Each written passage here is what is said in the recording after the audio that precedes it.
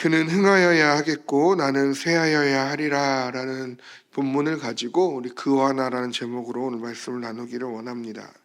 이 주인공을 뛰어넘는 이러한 매력을 가진, 그래서 등장만으로도 작품의 집중도를 올려주는 그러한 캐릭터들을 신 스틸러라고 합니다. 신 스틸러들이 등장하면 때로는 주인공마저도 가려서 안 보이는 경우가 생기기도 하는데요. 이러한 시선을 강탈하는 사람들, 일종의 신 스틸러들이 이러한 드라마나 영화뿐만 아니라 일상생활에서도 있을 수 있다라는 것이죠. 언제 이런 일들이 일어날까요? 저도 곰곰이 생각해 봤는데 대표적으로 결혼식이 있을 것 같아요. 요즘에 저희 교회 결혼식이 정말 감사하게 계속되어지고 있는데, 지난주에도 3건이 있었죠. 결혼식이 계속되어지고 있는데, 결혼식 가실 때마다 옷 어떻게 입을지 참 걱정 많이 하시죠. 어떤 옷을 입어야 할까. 그날에 적어도 그날의 주인공 신랑 신부보다 튀는 복장을 입어서는 안 되고, 또 결혼식에 암묵적인 룰이 있죠. 하얀색 옷은 신부만을 위한 색으로 생각해서 안 입고 가는 것이 예의라고들 하는데, 사진을 좀 보여주시죠. 딱 눈에 띄는 한 사람이 있지요. 저런 걸 신 스틸러라고 합니다. 송은이 씨인데요. 얼마 전에 방송을 보다가 저 사진이 나오는 걸 보고 너무 크게 웃었던 기억이 있어서 오늘 또 설교 주제랑 어느 정도 연결이 될 것 같아서 가져와 봤습니다. 딱 봐도 신부보다 오히려 시선이 저 신 스틸러에게 가는 그런 것들이 있는데, 이런 일들이 있다라는 거죠. 주인공을 더 빛나게 해 주어야 하는데, 그것이 조연들의 역할인데, 이것들이 너무나 강렬하다 보면 그 주인공의 빛을 오히려 조연이 가져와 버리는, 시선을 강탈해 버리는 일들이 있다라는 것이죠. 그런데 오늘 본문의 말씀을 보니까요, 아주 그 조연의 역할을 잘 감당하는, 주인공을 보다 더 빛이 나게 해주는 그러한 인물이 등장하고 있는 것을 볼 수 있습니다. 오늘 본문은 그가 했었던 많은 말들 중에 명대사라고 할 수 있는 그러한 말일 텐데요. 그는 흥하여야 하겠고 나는 쇠하여야 하리라. 여기서 그는 누구입니까? 예수 그리스도죠. 예수님이 그예요. 그럼 여기서 나는 누구입니까? 세례 요한입니다. 세례 요한이요. 세례 요한이 자기에 대해서 얘기하고 있는, 예수 그리스도와 나의 관계에 대해서 이야기하고 있는 그러한 말씀이라고 할 수 있을 텐데요. 그렇다면 세례 요한은 누구인지 우리가 좀 성경에서 그의 프로필에 대해서 어떻게 소개하고 있는지 우리가 좀 살펴볼 필요가 있을 텐데요.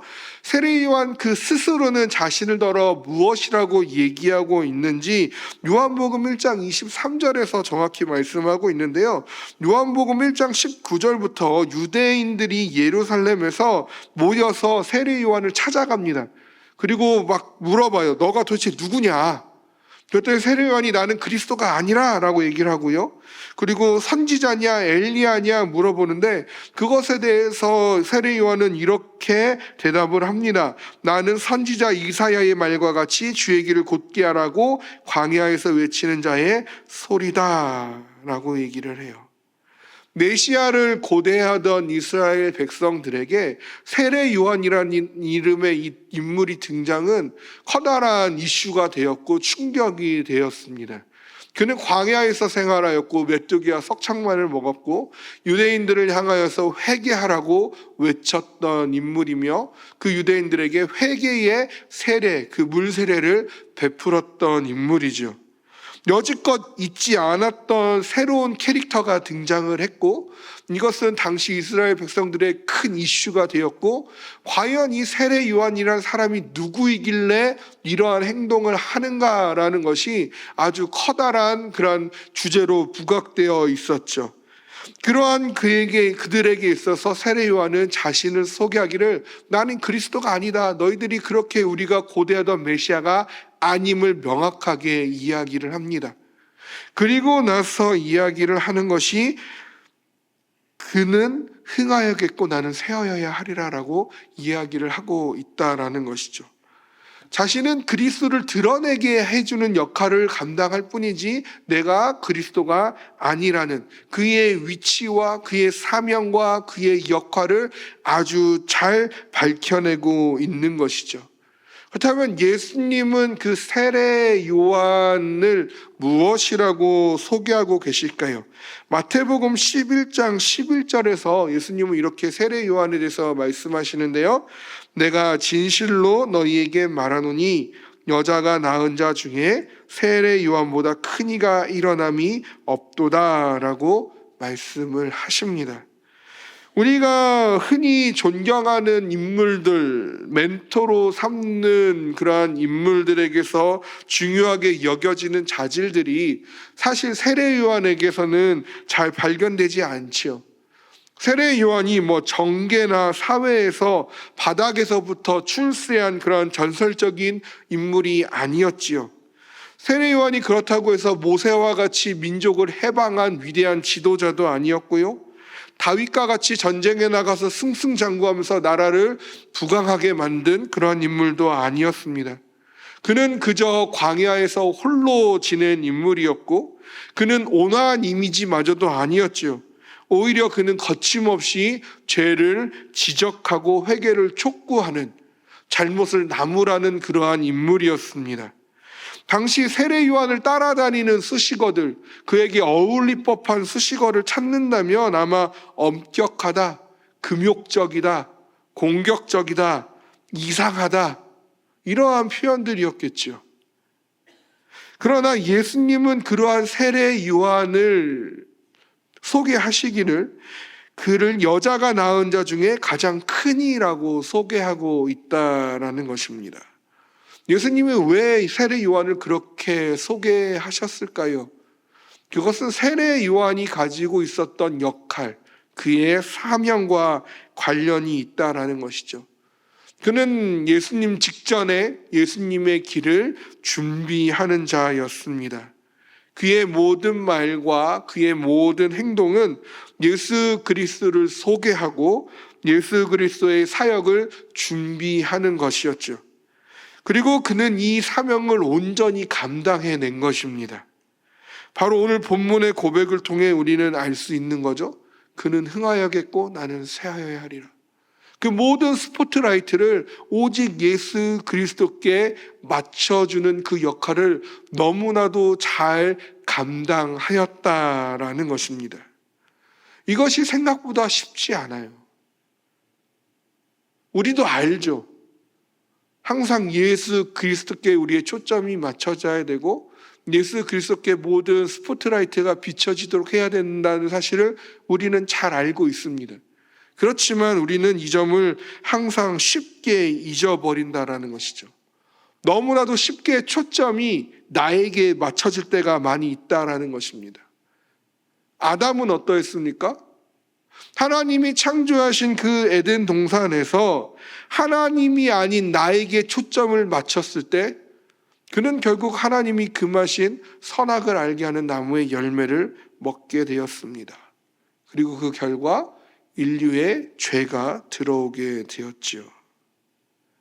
이 땅의 사람들이 하나님을 잊고 살아가기 시작했을 때, 그 초점이 나에게 맞춰지기 시작했을 때 하나님의 아들들이 사람의 딸들의 아름다움을 보고 장가가고 결혼하기 시작합니다.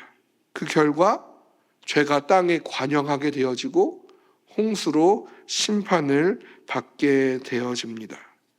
역시 힘을 모아 사람들이 높은 탑을 쌓아 그의 이름이 아닌 나의 이름, 우리의 이름을 내고자 하였을 때 하나님께서는 언어를 흩으시고 그들을 혼잡하게 만드셨죠. 다윗이 나로 이기게 하시는 하나님에게서 자기 자신이 가지고 있는 힘, 그것에 눈을 돌려서 인구 조사를 하기 시작했을 때 결국 그 결과 하나님의 형벌을 받게 되어집니다. 베드로는 어떻습니까? 무리를 걷던 베드로가 자신을 덮쳐오는 풍랑을 보고 더 이상 예수님을 바라보지 못하고 나의 안전을 위협받음을 느꼈을 때, 나의 안전에 대해 자신의 마음에 중심을 두었을 때 그는 물에 빠져 허우적거리게 되어버렸죠. 아나니아와 삽비라도 있죠. 그들이 하나님을 위해서가 아닌 자신들의 명예를 위해서 그 시선을 빼앗겨서 성령을 속이는 죄를 범하였을 때 그들은 그 자리에서 죽임을 당하게 되었습니다. 성경의 수많은 예들이요, 그가 아닌 내가 흥하게 될 때에, 그가 아닌 내가 중심이 되고자 하였을 때에 그것이 얼마나 위험하고 그것이 얼마나 어리석은 일인지를 우리에게 보여주고 있습니다. 그럼에도 불구하고 우리의 믿음, 우리의 기도 생활을 돌아다 보면 나의 욕심을 위해서 하나님께 구할 때가 참 많지요. 단순히 나를 위해서 하나님을 찾을 때가 있다라는 것이에요. 내가 흥하기 위해서 하나님께 기도를 많이 할 때가 있다라는 것이죠. 확실한 것은 그것은 바른 신앙이 아니라는 점입니다. 우리가 하나님 앞에서 삶을 살아갈 때에, 우리가 믿음 생활을 하고 기도 생활을 할 때에 우리의 모든 중심, 우리가 구하는 모든 은혜는 내가 흥하기 위해서가 아니라 하나님을 흥하게 하기 위해서야 함을 기억하시기를 바랍니다. 광야에서 불순종하는 그 수없이 많은 불순종의 죄를 거듭거듭 반복하는 이스라엘 백성들을 하나님께서 죽이기로 작정하셨을 때 모세는 하나님의 이름을 위하여 귀를 거두어 달라고 기도합니다. 그리고 하나님은 그 이스라엘 백성에 대한 심판하시고자 하는 마음을 돌이키셨죠. 다윗이 골리앗과 전투에서 그 골리앗이 모욕하는 하나님의 이름에 대한 분노를 가지고 만군의 여호와의 이름으로 나가 싸웠을 때 그는 그 거대한 골리앗을 무찌르게 되어지는 것이죠. 갈멜산에서 엘리야는 이스라엘 백성으로 하여금 누가 참 하나님이신지를 알게 하시기를 구함으로 바알과 아세라 선지자들 그들과의 대결에서 커다란 승리를 거두게 되어진 것입니다. 성전 미문에서 베드로와 요한은 그 구걸하는 안진뱅이를 일으켰을 때 오직 예수 그리스도의 이름으로 그를 잡아 일으켰지요. 그 결과 그는 걸었고 뛰었고 찬양하게 됨을 보게 되어집니다. 하나님을, 예수 그리스도를 흥하게 하기 위한 믿음, 그 기도에는 능력이 나타나는 줄로 믿습니다. 하나님이 흥하고 나는 쇠할 때 그것이 우리에게 힘이 되고 그것이 우리에게 능력이 되고 그것이 우리에게 기적이 되어 나타나는 줄로 믿습니다. 이것을 위해서 늘 기도하는 우리가 되기를 원합니다. 저도 이렇게 설교를 하기 위해서 강단에 서기 전에 꼭 3가지를 기도하고 서는데요. 첫 번째는 나의 제약됨이나 나의 모자람이 이 앞에 서서 말씀을 전할 때에 하나님의 말씀을 가리우는 그러한 범죄를 저지르지 않게 해달라고 기도해요. 내가 모자라서 나의 제약됨으로 인해서 하나님의 영광이 가리워지지 않기를, 하나님의 거룩함이 회방되어지지 않기를 위해서 먼저 기도합니다. 그리고 2번째는 내가 여기서 말씀을 전할 때 나의 소리나 발음이나 호흡이나 시선이나 이런 것들이 하나님의 말씀이 전해지는 것에 방해되지 않게 해달라고 기도합니다. 그리고 3번째는 이 설교하는 저나 듣는 성도님들의 마음과 생각에 설교가 마치고 나서 아까 그 송은이 신스틸러 이런 거 기억나는 게 아니라 이런 거 기억나는 게 아니라 하나님의 말씀만이 기억에 남게 해달라고 기도합니다. 우리의 모든 기도의 초점이 하나님께 맞춰져야 할 줄로 믿습니다. 신방 다니면 많은 기도의 제목들을 말씀해 주시는데 거의 비슷비슷해요. 사람 사는 게 다 다르지만 또 사람 사는 게 다 같아서 그렇게 특별히 막 다른 그런 기도 제목들도 물론 있지만 거의 대부분은 비슷비슷합니다. 주로 많이 나오는 게 건강, 그죠? 자녀의 그 진로, 자녀의 결혼, 믿음 회복, 그리고 사업의 번창, 이런 것들에서 떠나지 않죠. 이런 것들 구해야죠. 근데 왜 건강해야 합니까? 우리가 왜 건강해야 할까요? 왜 하나님이 우리의 사업을 번창하게 해주셔야만 합니까? 왜 하나님이 우리 자녀들의 그 진로를 인도해 주셔야 하는 것인가요? 왜 하나님이 우리의 가정을 화목하게 지켜주셔야 하는 겁니까? 왜 하나님이 우리의 그러한 기도에 응답해 주셔야 하는 겁니까? 내가 흥하기 위해서입니까? 내가 잘 되기 위해서입니까? 그것을 위해서 내 마음의 평안과 만족을 누리기 위해서인가요? 우리의 가문이 일어나길 위해서입니까? 아니죠. 아닙니다. 아닙니다. 이 모든 것들이 내가 아닌 하나님께서 흥하게 되시기 위함인 줄로 믿습니다. 우리의 모든 기도의 목적이 예수 그리스도가 흥하는 것에 맞춰지기를 원합니다. 나의 강함도 주를 위해서이고 나의 약함도 주를 위해서임을 잊지 아니하시기를 바랍니다. 바울은 그래서 이렇게 이야기를 합니다. 고린도전서 10장 31절에서는요. 그런즉 너희가 먹든지 마시든지 무엇을 하든지 다 하나님의 영광을 위하여 하라. 로마서 14장 8절에서는요. 우리가 살아도 주를 위하여 살고 죽어도 주를 위하여 죽나니 그러므로 사나 죽으나 우리가 주의 것이로다. 빌립보서 1장 18절에서는요.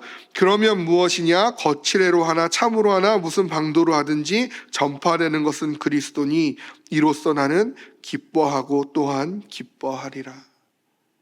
바울의 모든 초점은 오직 하나님, 오직 예수 그리스도께 맞춰져 있다는 것이죠. 어떠하든지 간에 예수 그리스도를 위해서 살았고 예수 그리스도를 위해 죽기를 원했고 예수 그리스도가 전파되는 것 하나만으로 기뻐하고 또한 기뻐하였던, 먹든지 마시든지 무엇을 하든지 다 하나님의 영광을 위하여 하나님의 흥함을 위하여 살았던 자가 바로 바울이었다라는 사실이죠. 그리고 오늘 세례 요한도 마찬가지입니다. 구약의 포로 귀환 시대에 그 이방 땅에 살아가고 있었던 포로로서 생활했던 그 이스라엘 백성들을 해방시켜 이끌고 오시는 그 여호와의 길을 예비하라는 그 이사야의 외침이, 그 구약의 선지자 이사야의 외침이 신약으로 넘어와서 성육신하신 예수 그리스도 그 메시아의 오심을 보면서 백성들에게 힘껏 외친 그 세례 요한의 외침이 된 것이죠. 그리고 이제 이 마지막 때를 살아가면서 오늘날 다시 오실 예수 그리스도를 바라보며 새하늘과 새 땅의 소망을 가지고 오직 복음만이, 오직 예수만이 흥하기를 고백하는 우리의 외침이 되어야 할 줄로 믿습니다. 우리 역시 세례 요한의 사명이 우리에게 주어져 있는 것이고 그 역할이 우리에게 주어져 있는 것이죠.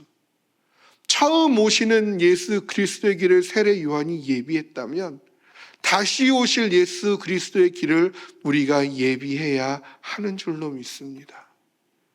그는 흥하여야겠고 나는 쇠하여야 하리라. 이것은 단순히 세례 요한의 고백이 아닌 바로 오늘날 우리의 고백이 되어야 할 것입니다.